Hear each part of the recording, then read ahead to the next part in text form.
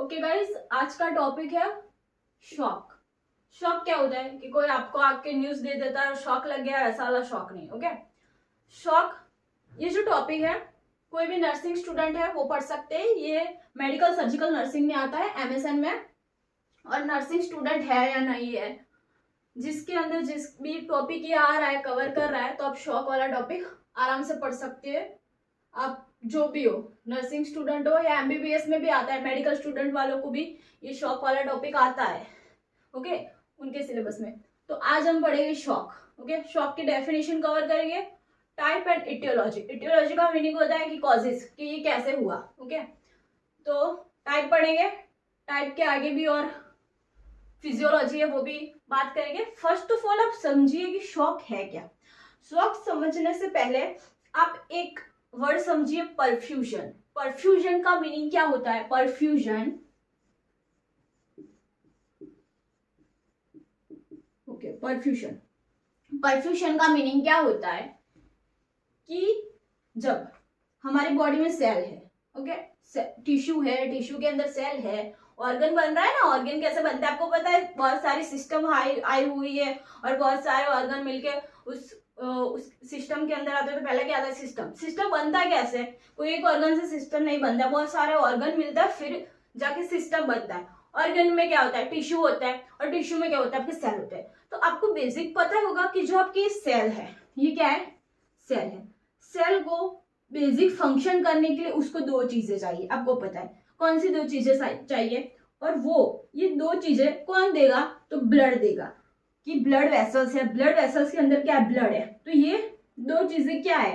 एक तो उसको O2 चाहिए और दूसरा उसको ग्लूकोज चाहिए। ओके, वो कहाँ से मिलेगा? O2 और ग्लूकोज उसको ये ब्लड कैपिलरी में से मिलेगा, ब्लड वेसल्स में से मिलेगा। ओके, और ये दोनों कहाँ से आएंगे? ये दोनों जो आगे सिस्टम है, रेस्पिरेटरी सिस्टम और ये डाइजेस्टिव सिस्टम, वहां से मिल रहे होंगे। तो उसको क्या करना है? सेल को अपना बेसिक फंक्शन करना है। बेसिक फंक्शन यानी कि क्या करता है सेल? सेल O2 लेता है, ग्लूकोज लेता है, ग्लूकोज को बर्न करता है in the presence of oxygen, फिर ये क्या बनाता है? एटीपी बनाता है। एटीपी यानी कि केमिकल फॉर्म ऑफ एनर्जी है। एनर्जी ऐसी कोई एनर्जी नहीं है कि ऐसे आपके सेल में आग लग रही है, लपटे उड़ रहे हैं, वो वाली नहीं। केमिकल फॉर्म की एनर्जी है। और फिर ये वेस्ट प्रोडक्ट भी निकालेगा, तो क्या निकलता है? CO2। भाई की है हमने O2 यूज की है, तो हम क्या निकालेंगे? CO2 बाहर वेस्ट प्रोडक्ट के थ्रू निकाल देंगे। एज अ वेस्ट प्रोडक्ट क्या है? CO2। तो सेल का वेस्ट प्रोडक्ट क्या है? CO2। तो अब समझिए कि सेल करता क्या है? सेल को चाहिए O2। ओके, चाहिए। क्यों चाहिए भाई? क्योंकि बेसिक फंक्शन करने हैं, सेल के अपने फंक्शन है। तो ये जो आपको रिएक्शन हुई है, ये क्या है? मेटाबॉलिक रिएक्शन है। क्या है? Metabolic reaction, basic metabolic reaction. कोई भी एनी टाइप ऑफ रिएक्शन, कोई भी रिएक्शन हो रही है, कुछ भी हो रहा है सेल के अंदर, या कोई भी रिएक्शन हो रही है, उसको हम मेटाबॉलिक रिएक्शन कहेंगे। मेटाबॉलिक का अर्थ क्या है? क्या है मेटाबॉलिक का अर्थ? क्योंकि ब्रेकडाउन होना, ब्रेकडाउन कुछ बनता है, कुछ ब्रेकडाउन होता है, तो एज वो रिएक्शन क्या है? मेटाबॉलिक रिएक्शन है। तो इसके सेल के अंदर क्या हो रहा है? मेटाबॉलिक रिएक्शन हो रही है। ओके, अब ऐसे केसेस हो जाते हैं जहां पे हमें O2 हम नहीं दे पाते। कौन देता है भाई? हम थोड़ी देते हैं।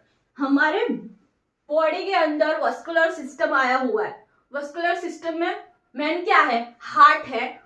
हार्ट मैन है ना, क्योंकि वो मशीन है, वो पंप करता है हार्ट। ओके, हार्ट है, हार्ट पंप करता है ब्लड वेसल्स, और उस ब्लड वेसल्स के अंदर मेन पार्ट क्या है? ब्लड का पार्ट है। और ब्लड क्या करता है? सर्कुलेट होते रहता है, सर्कुलेट होते रहता है। वो उसको मजा तो नहीं आ रहा, वो सर्कुलेट करता है, वो सर्कुलेट करता रहता है, क्योंकि उसके अंदर न्यूट्रिएंट है, ऑक्सीजन है, वो सप्लाई करनी है। हमको कहाँ पे सप्लाई करनी है? सेल के अंदर सप्लाई करनी है। ओके, आप समझ रहे हो?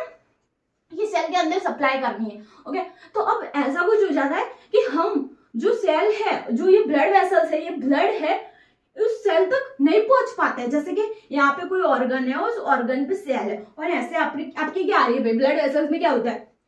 ऐसे आर्टरी होती है, और आर्टरी डिवाइड, ओके, ऐसे आर्टरी होती है, और आर्टरी डिवाइड कहाँ हो जाती है? ऐसे कैपिलरी में डिवाइड हो जाती है। ओके, ऐसे ये आर्टरी है, फिर कैपिलरी में डिवाइड होगी। तो भाई ऐसी वहां कैपिलरी है कि यहाँ तक ब्लड नहीं पहुंच पाता है, और ब्लड नहीं पहुंच पाता तो क्या होगा कि हम O2 सेल को नहीं दे पाएंगे। ओके, तो आर्टरी आएगी, फिर आर्टरी आएगी, फिर कैपिलरी आएगी। ओके, तो इन द केस ऑफ कि ऐसा कि सेल को ऑक्सीजन नहीं मिल पाता है और तब सेल क्या होता है, वो अच्छे से फंक्शन नहीं कर पाता, डैमेज हो जाता है, उसको हम क्या कहेंगे, शॉक कहेंगे। शॉक कहाँ पे आएगा, और जो वाइटल ऑर्गन है वहां पे आएगा कि आपका वाइटल ऑर्गन है, उसको क्या चाहिए भाई, ऑक्सीजन चाहिए। ऑक्सीजन कैसे मिलेगा, ऑक्सीजन कैपिलरी के थ्रू मिलेगा। कुछ ऐसी कंडीशन हो जाती है जहाँ पे वो ब्लड नहीं पहुंच पाता है, और ब्लड नहीं पहुंच पाएगा, ब्लड सप्लाई डिक्रीज हो जाएगा, ब्लड सप्लाई डिक्रीज हो जाएगा तो क्या होगा, वहां पे ऑक्सीजन नहीं जा पाएगा। जब ऑक्सीजन नहीं जा पाएगा तो सेल को जो बेसिक फंक्शन करना है, कौन सा बेसिक फंक्शन करना है, ये मेटाबॉलिक रिएक्शन करवाना है, तो मेटाबॉलिक रिएक्शन नहीं होगा। मेटाबॉलिक रिएक्शन क्यों करवाना है, क्योंकि हमें क्या चाहिए, हमें एटीपी चाहिए। और एटीपी क्यों चाहिए, क्योंकि हमें नॉर्मल फंक्शन करवाने हैं, और उससे क्या मिलेगी, हमको एनर्जी मिलेगी, सोर्स ऑफ एनर्जी एटीपी, उससे हम नॉर्मल फंक्शन कर सकते हैं। सेल अपने वो जो ऑर्गन है, हार्ट है, हार्ट क्या करता है, आप जन्म लेते हो, जब तक मरते हो तब तक हार्ट पंपिंग करता रहता है, तो उसको लगातार क्या चाहिए, ऑक्सीजन चाहिए, और ऑक्सीजन नहीं मिल पा रहा है तो उसके जो हार्ट होगा, ओके, जैसे जैसे ये हार्ट होगा, यहाँ से मैं दौड़ रही हूँ, आपका हार्ट पता नहीं कैसा आता है आपके वाला तो, ओके, जैसे ये हार्ट है तो उसको हार्ट को लगातार O2 नहीं मिल रहा है, तो वो अच्छे से काम नहीं कर पाता, जैसे कि इस पार्ट तक ऑक्सीजन नहीं मिल रहा, तो ये वाला पार्ट है हार्ट का, क्या होगा, डैमेज हो जाएगा। ओके, तो उसी पार्ट को या उसी जगह, जिस ऑर्गन, जो साइट जो हो रहा है, उसको क्या कहता है, शॉक हो जाता है कि वो ऐसे डैमेज हो जाता है। ओके, तो मैंने मेरी किताब में, मेरी बुक में मैंने नोट्स लिखी हुई है, तो आपको मैंने सिर्फ ये डेफिनेशन समझा कि डेफिनेशन क्या है। डेफिनेशन मैंने लिखी हुई, मैं आपको पढ़कर बता दूं। Shock is defined as a decrease tissue perfusion.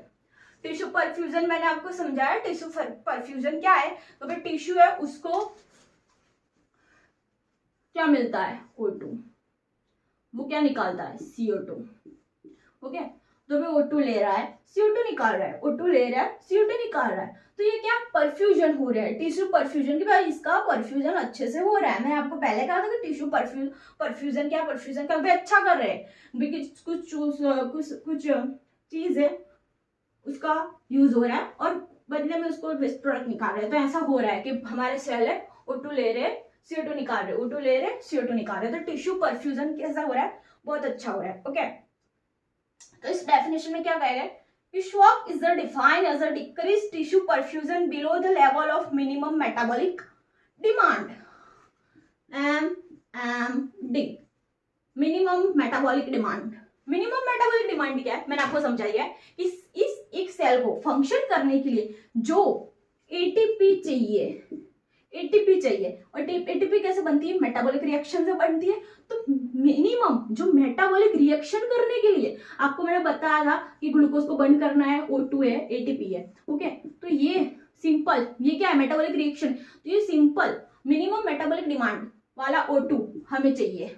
Okay, क्या चाहिए, O2, तो ये नहीं मिल पा रहा है, ये क्या है, हमारे सेल को O2 नहीं मिल पा रहा है, तो उससे क्या कहेंगे हम, शॉक कहेंगे। Okay, shock is defined as a decrease tissue perfusion.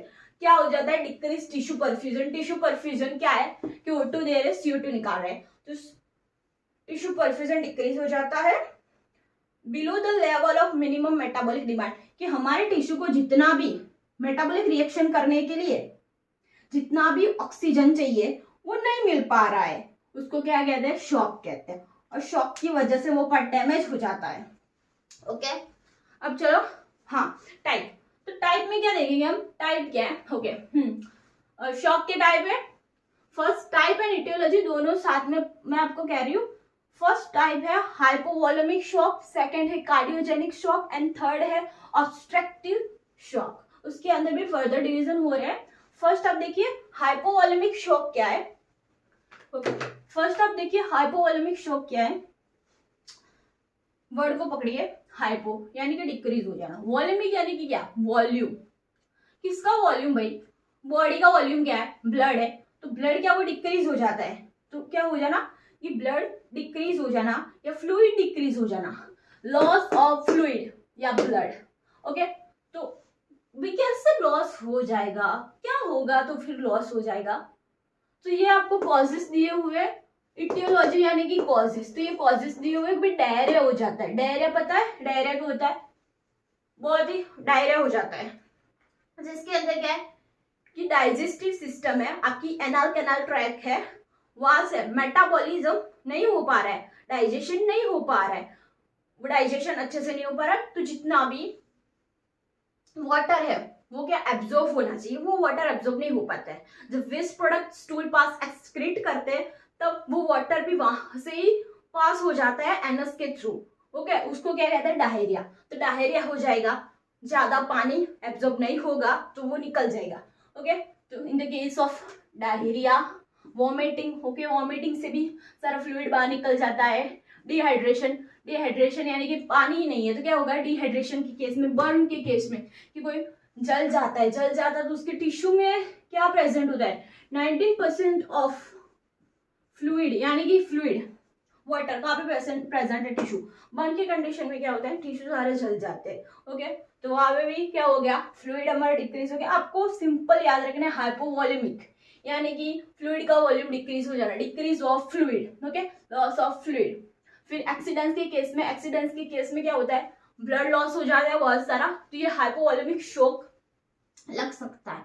Okay, अब मैंने समझाया कि भाई ये हो रहा है, क्या हुआ कि इतने सारे मैंने आपको कॉजेस बताए जिससे क्या होगा लॉस ऑफ फ्लूइड। अब चलो भाई हमारी बॉडी में लॉस ऑफ फ्लूइड हो गया, फ्लूइड है नहीं। अब भी फ्लूइड है नहीं तो हमारा हार्ट क्या कर रहा है, पंप कर रहा है। आपको पता है ना हार्ट पंप करता है, तो वो तो भाई पंप कर रहा है। आप अंदर कुछ हार्ट का एक मशीन है कि वो पंप करती है, किसको पंप करती है, ब्लड को पंप करती है। भाई ब्लड आप भेजिए ना भेजिए, मैं तो भाई पंप करता रहूंगा। मुझे पता है कि हार्ट को तो पता है ना कि आप जन्मे हो तक मरते दम तक आपको पंप करता रहता है, भले आपके आपके जो पंप करने वाला जो ब्लड नहीं है।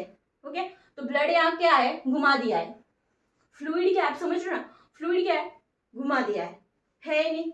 ये सारी कंडीशन हो रखी है हमारे पास, तो फ्लूइड है ही नहीं तो वो क्या घुमा दिया है। तो भाई हार्ट तो पंप कर रहा है, क्या कर रहा है हार्ट पंप कर रहा है, पर हार्ट पंप कर रहा है वॉल्यूम ही नहीं है, ब्लड ही नहीं है, तो भाई किसको पंप करोगे आप, है ना। लेफ्ट वेंट्रिकल पंप करता है तो वहां तक हमारे जब अपर लिम्ब पे ब्लड आता है, फिर लोअर लिम्ब पे ब्लड आता है, तो लेफ्ट वेंट्रिकल क्या करता है पंप करता है, ब्लड पंप करता है, पर ब्लड ही नहीं है तो पंप करेंगे तो हमारे माइंड के टिश्यू, फिर लेग्स के टिश्यू, वहां तक क्या होगा ब्लड पहुंचेगा ही नहीं। अब जब ब्लड नहीं पहुंचेगा तो क्या होगा ऑक्सीजन टिश्यू को मिलेगा नहीं। अब जब ऑक्सीजन टिश्यू को मिलेगा नहीं तो टिश्यू अपना मेटाबॉलिक रिएक्शन नहीं कर पाएगा। जब अब टिश्यू अपना मेटाबॉलिक रिएक्शन नहीं कर पाएगा तो क्या होगा वो टिश्यू क्या होगा डैमेज होगा।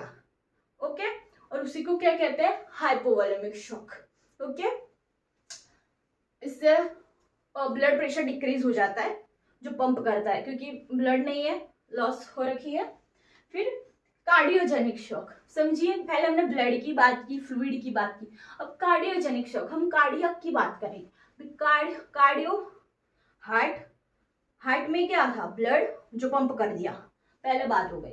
फिर अब कार्डियोजेनिक शॉक, कार्डियोजेनिक शॉक क्या है समझिए कि heart muscles are failed. Okay, पहले आपको समझना होगा कि हार्ट मसल्स क्या है। कौन से होते हैं हार्ट मसल्स, हमारी कौन से लेयर में प्रेजेंट होते हैं हार्ट की। आपको बेसिक एनाटॉमी हार्ट का आना चाहिए। देखो मैं हार्ट ऐसे ही दौड़ रही हूँ आपको समझाने के लिए।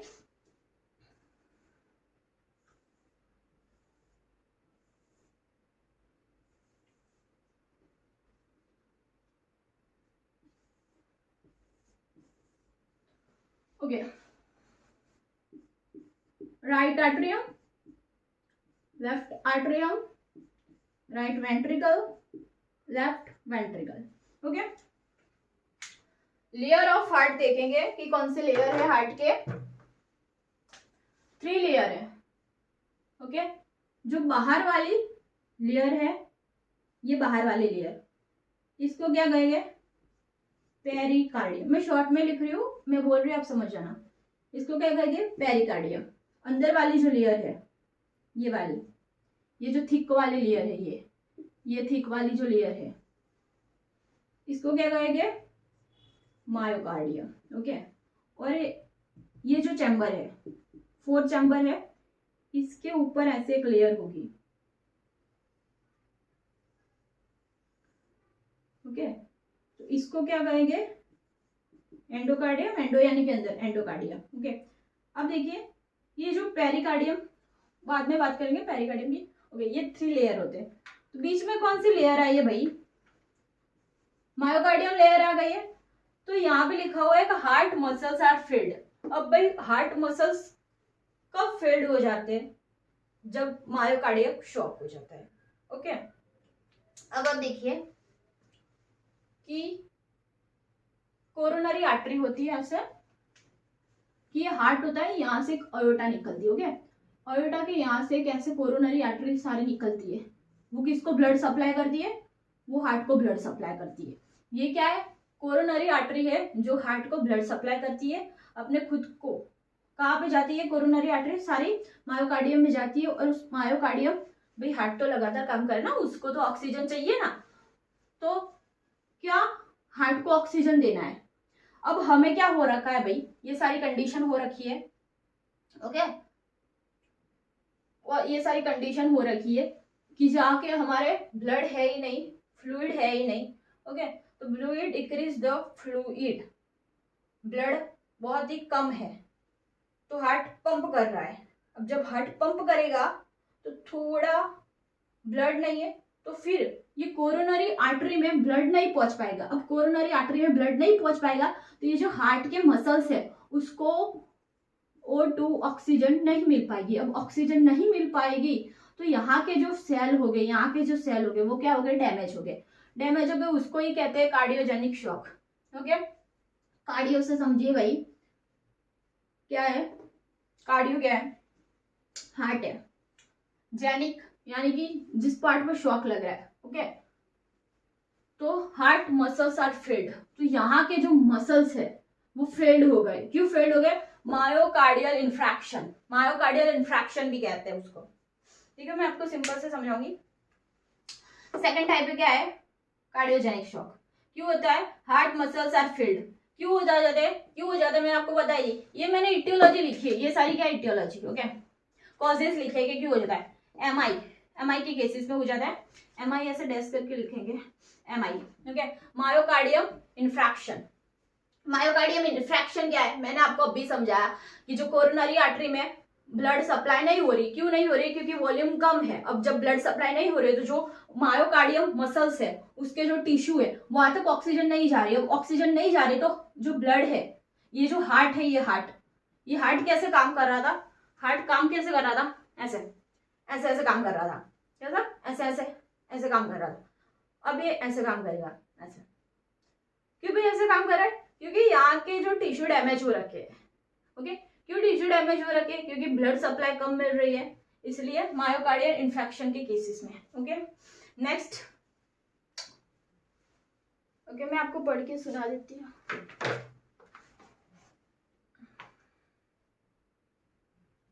इसमें कुछ है नहीं। थर्ड डिस्ट्रीब्यूटिव शॉक देखेंगे। डिस्ट्रीब्यूटिव शॉक क्या है,